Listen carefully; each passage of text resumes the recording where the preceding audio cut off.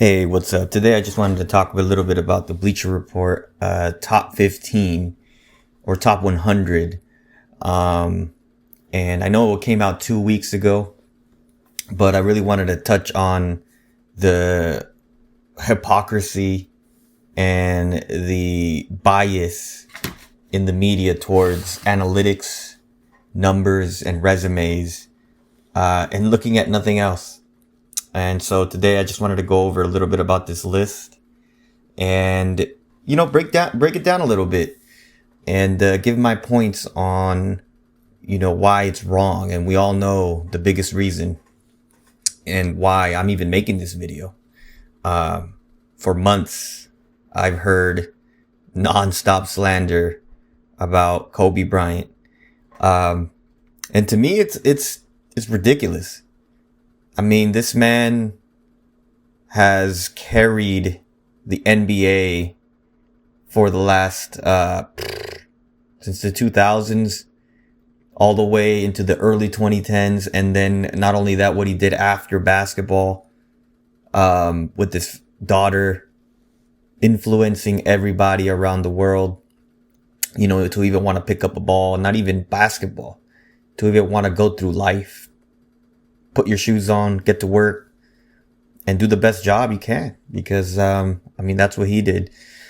So, but I wanted to start here with Hakeem Olajuwon. They had him ranked at number 12. And to me, that's absolutely disrespectful. To me, Hakeem Olajuwon is actually a top 5 player of all time. Hakeem Olajuwon is one of the most underrated players, period. What he did and his style of game, what it means today, is second to none. I mean, well, I'm talking about center wise. I mean, you think about all the centers and their play styles, there's not many that can translate to today's game. And Hakeem Olajuwon is one of those rare centers where his game translates to today's players. And to me, what he did with those rosters, battling some of the most legendary centers like Shaq, David Robertson, Kareem, Patrick Ewing. He had literally filled with Hall of Famers, and he still won 2 rings. I mean, you think about that. He won 2 rings, and he didn't have a Kobe Bryant, a Magic Johnson, even a Dwayne Wade, right? Hakeem Olajuwon literally is one of the greatest, if not the greatest played the greatest defense of any center of all time. Beat Shaq, swept him, embarrassed him. Won with Clyde Drexler, who wasn't at his peak anymore. And his first ring, I don't even remember who he really won with. I mean, I think it was Steve Smith, maybe. Just going off the top of my head right now. But the point is, Hakeem Olajuwon needs to be in the top 10 on anyone's list. And another thing that I want to touch on is Bill Russell and Wilt Chamberlain. They are legends. They are pioneers. They've done so much for basketball. But it's time that we have to take them and put them to the side and put them as legends, OGs of the game. You can't compare those eras. There was in the 60s. I mean, the game was completely different. The rules were different. And I'm not just talking about different. It's a different game in the 60s. But respect to them. They went through unbelievable pressure, social, economic pressure, civil rights movement, all of that. Nothing taken away from the greatness of Bill and Wilt.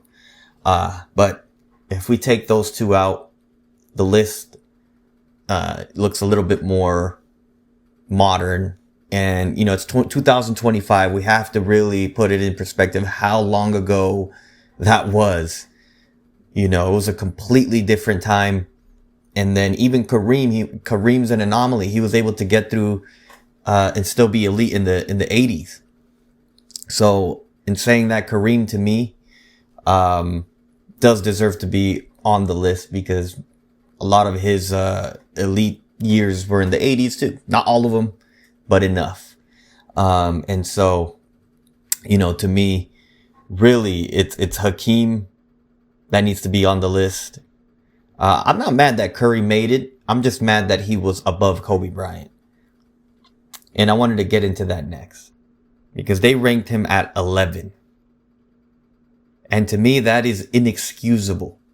And I'm so tired of the slander that's coming his way. It's like nobody saw his career. Everyone goes off the stat sheet. They just ignore all the video that we have of this man carrying rosters in his prime that no other top 10 player had.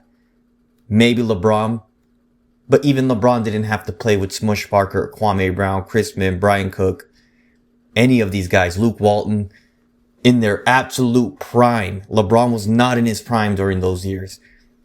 So if you put that into perspective, right?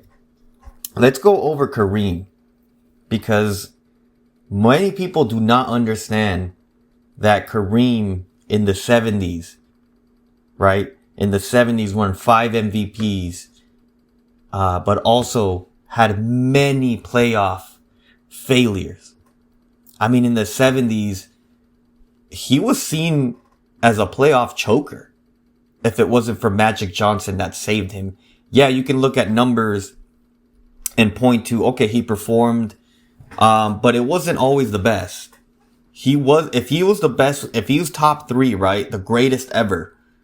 You think about that. In the 70s, when there was 16 teams, he had Oscar Robertson. His teams were good enough.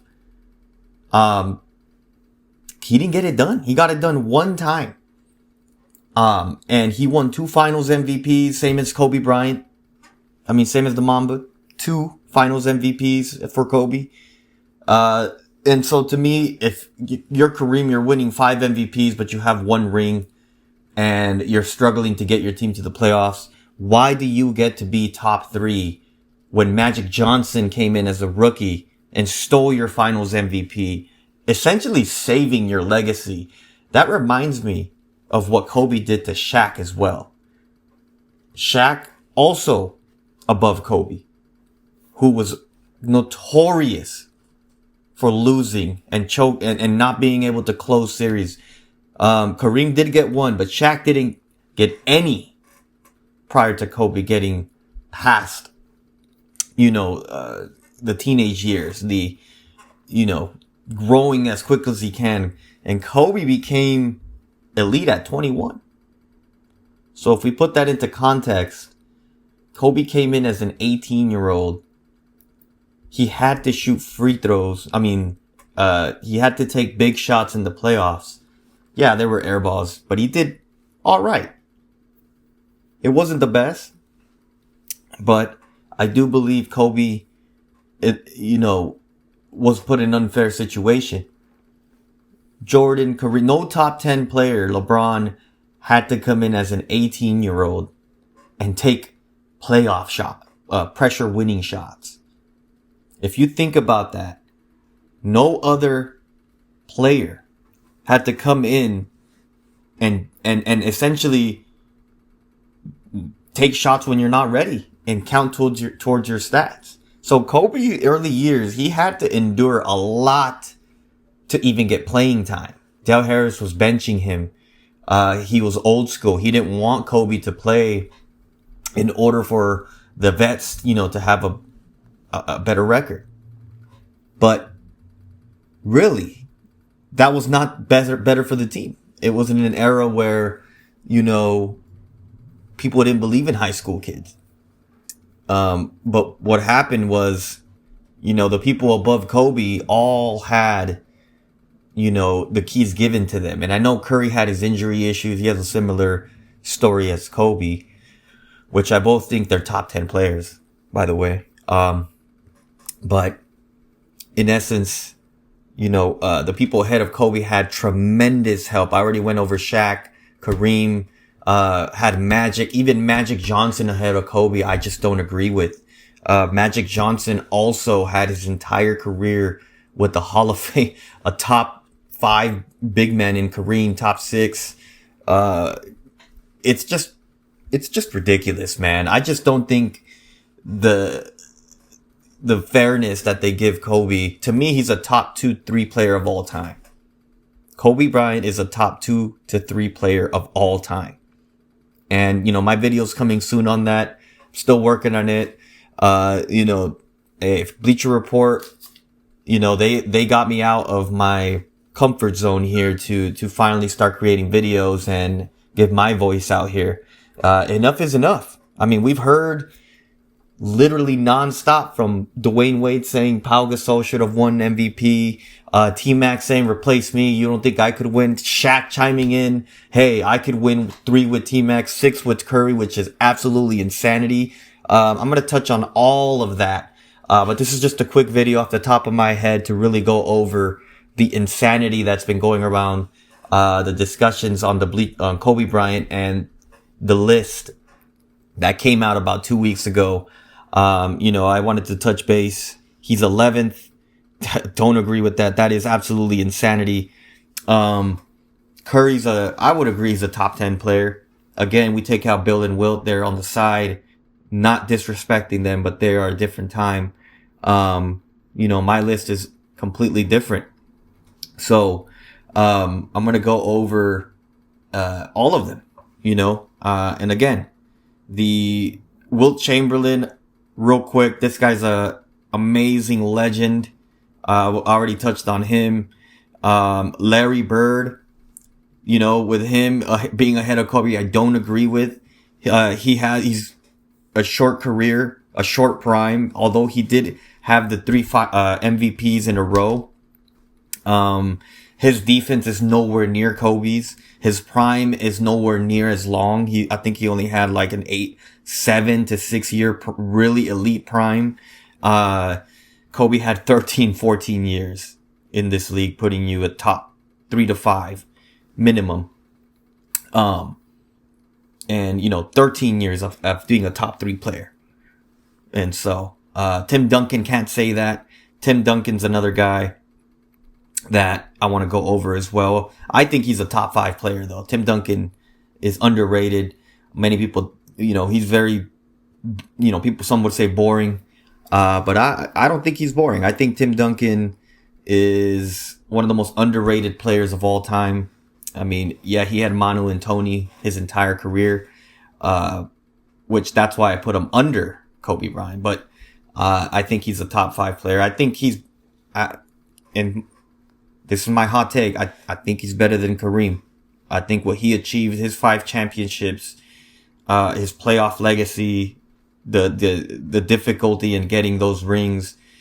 Kareem's a legend. He is an all-time great. But, going over the context of Kareem's career with Magic, with the 70s, really wasn't that successful. Tim Duncan had more playoff success with less rosters.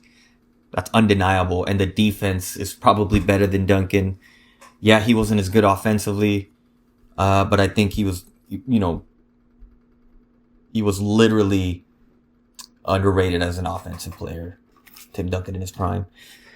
So, I have him as top 5. Shaq, they put him at 6. I mean, Shaq to me is not top 5. I believe Shaq had one of the most dominant primes of all time.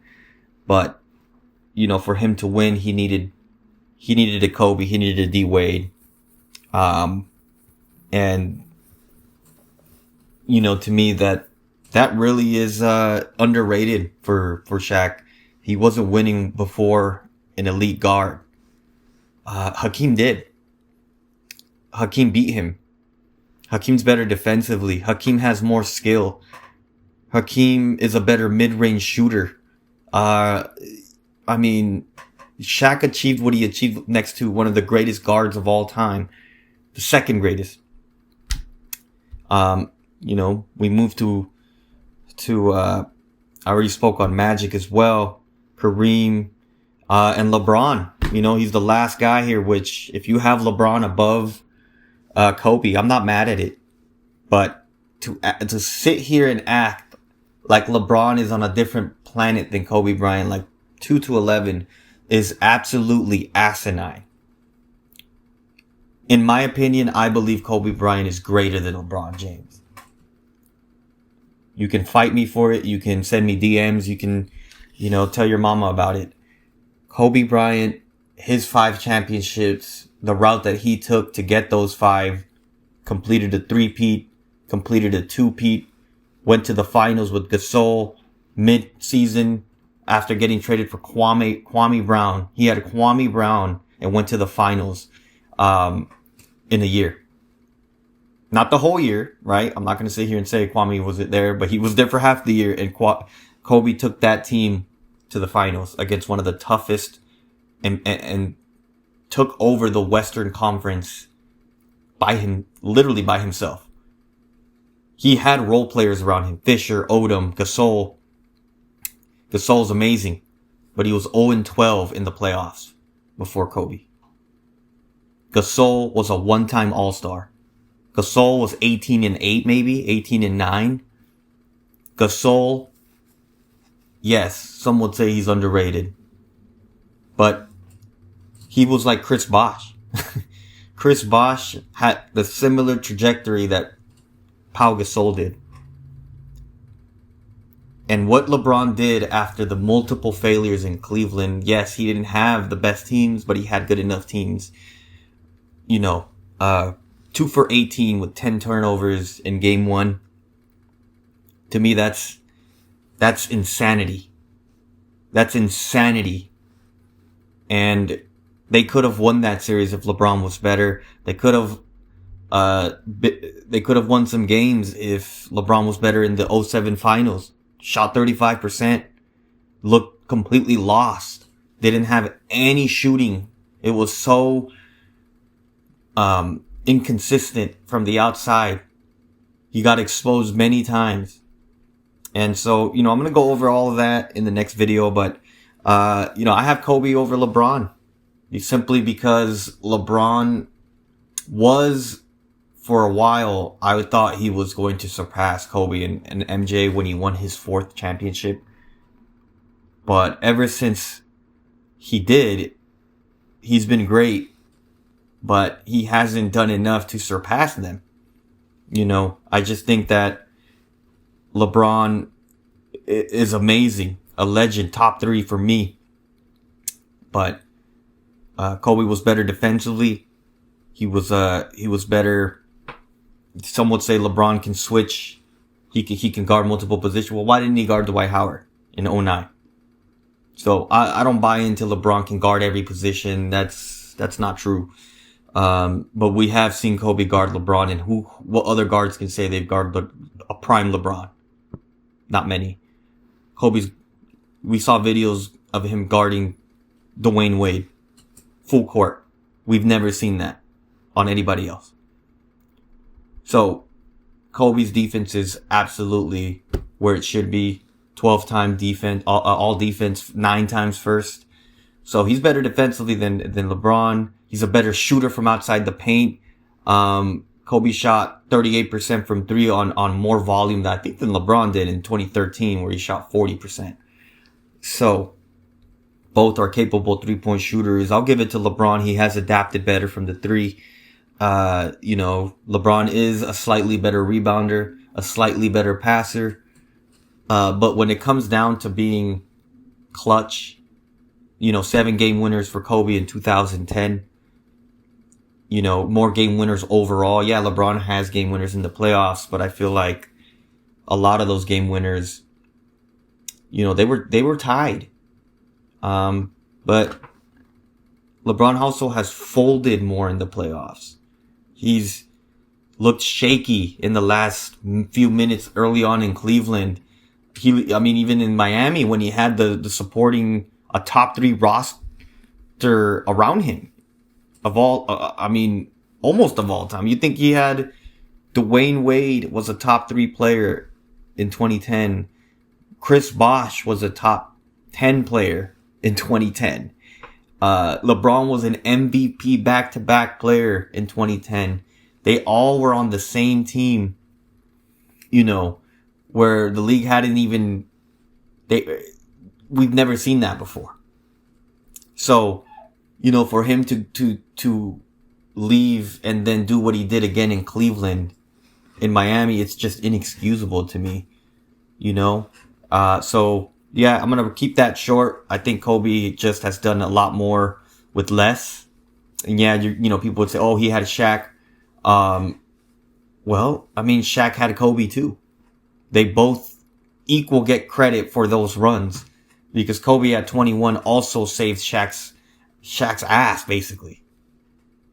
So, we'll go over that more, but just wanted to touch base on that Bleacher Report. I thought it was crazy. I thought it was ridiculous.